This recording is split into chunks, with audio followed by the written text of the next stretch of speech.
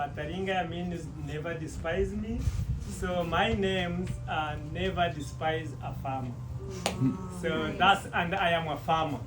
Like in real life, I grew up in a deep village. We were looking after cows.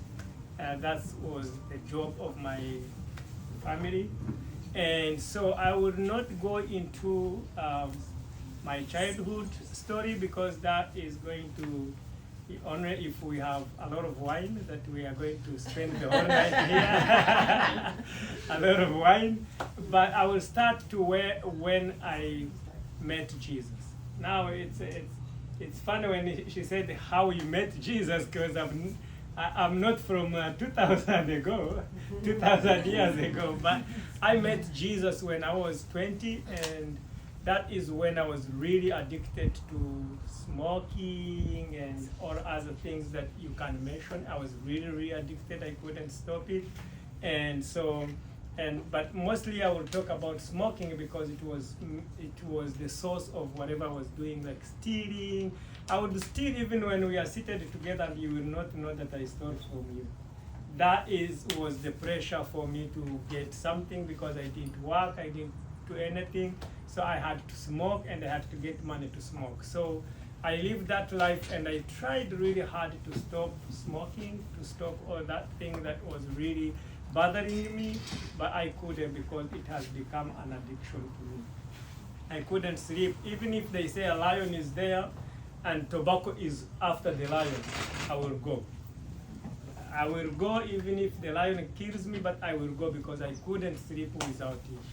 And so I used to sit next to a girl in my class, and I was smelling really terrible. And she said, George, you really smell terrible.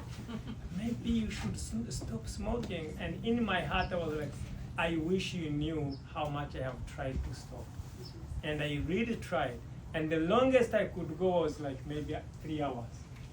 The longest I could go without smoking was maybe 2 hours, 3 hours, and that's it. So, but one day in 2000, I spoke to God for the very first time in my life, and I think it was my first time to be serious before God, and I say, you know, God, I've heard a lot about you. I've heard that you can help people. I have heard that you have power over everything, power of addiction, power of sin, power of everything. So I am going to go and give my life to you.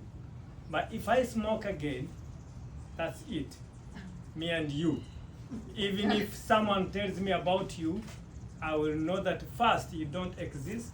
Second, the powers they say you have nothing, and you don't even exist. That is the conversation I had with God in the morning on the Sunday.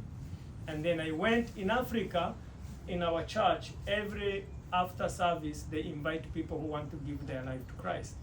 And so I had a deal with God, and maybe I was I was there just to prove him that he doesn't exist, or the power they say he doesn't have.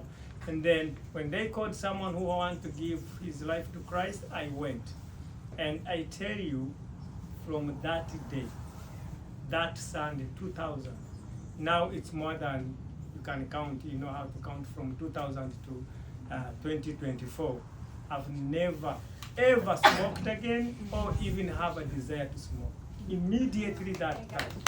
And I was like, wow, okay, that's interesting. I really need to know this God. I need to know, who is this God? Who is this God who can just sit, boom, and then things happen? So I started, I was a student, and in Africa, most of the students, like 80%, they live at school, they do boarding school. And I was in boarding school, so we didn't really have much freedom of worship, like time. So really, I started being serious in Christianity after 4 years. That's when I joined my church that I go to today. And that's when I actually started feeling the love of God. I jumped a big part of my story because I was abused and, tortured, disowned by my dad. And I lived like a street for between 7 and 10 years. And that had left me feeling rejected and feeling that I was an accident. I was not born as other people, but I was an accident and no one really loves me.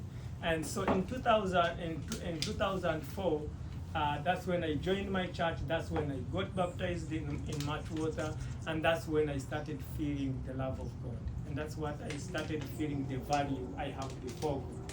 And I remember I read a book by Purpose Driven Life, that was the title, and one of the topics says, "You are not an accident." And that changed my life. Changed my life, and then I was very curious. I had fire in me to follow and find out who is this God. Until when God spoke to me, I did a DTS. It's a class with an organization called YWAM, Youth with a Mission, and it was 6-month course. And I set apart that time to listen to God and to know more God and to know what God really wants to do with my life. And God spoke to me really a very big challenge of my life. He said, "I want you to go and show love to kids that are suffering like you did." I'm like, how can you tell me that? I never experienced love in my life. No one, even my dad, no one ever said, "George, I love you." Of course, until I got my, I met my wife. But before that, no one even ever said, "George, I love you." And I was like, God, how can I do that? Little did I know that God wanted to give me love to an extent that I can love the kids. And he vividly said, "I want to use your testimony to change and to help other kids who are thinking like you, that they are an accident, to know that I love them and I want you to go and love them." And that was a big challenge. And I had to pray a lot, I had to know how. And then in 2006, that's when I had a friend who had money, I didn't have money, who had money and bought me a soccer ball. Not a soccer ball, not a football like American football, like a soccer ball. And so I went on the street to look for kids who are like me, because that's where God told me, and there were a bunch of them. I just came with a ball and I had like 10. First day, second day, 20. Third day was like 30 kids. And so we had a lot of fun. We could play soccer, and after playing soccer, we go under the tree, because I didn't have money to buy anything for them. It was just a soccer ball that I had. And then after, we sit under the tree and we share the gospel. And that was 2006. And so when I continued to do that, they became many, and the place where we were meeting was very small. So I asked my church to give me the parking lot for the church, so that we can play football, and then I can preach there. And remember, the pastor said, "Please, George, you can use the parking lot." So I started using the parking lot, and so the kids really became so many. And I remember there was a lady by names Jenny Conway, and she was American, so she joined me to do the program.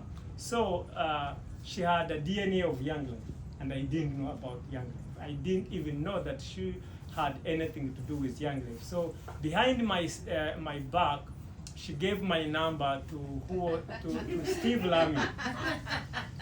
So she gave my number to Steve Lamy, who was leading Young Life Africa by then. And he called me from Tanzania and said, "George, I heard what you're doing. I want to come and visit you and see what you're doing." I'm like, "Okay, I don't know you, but you can come anyway." So he came, we met, and I remember I had the story how they hired me without knowing that I was doing an interview. And they said, "Oh, we met a lot of people with big Bible." And then George came with his T-shirt, with his short, and 15 minutes George was saying, "No, I have to go, my boys are waiting for me." And then we're like, "Okay, let's follow this guy." That's the story I had after like 7 years working with Young Life. I didn't know that story. But anyway, so they said, "George, we want to come with you to see what you're doing." I said, "Okay, you come." It was my first time to be in the car anyway. I used to walk a lot because I didn't have money to take a bus. So we went with them. Of course, my boys were waiting for me, And so I remember two things that I always remember in that meeting was Steve asked me, George, what is your biggest challenge?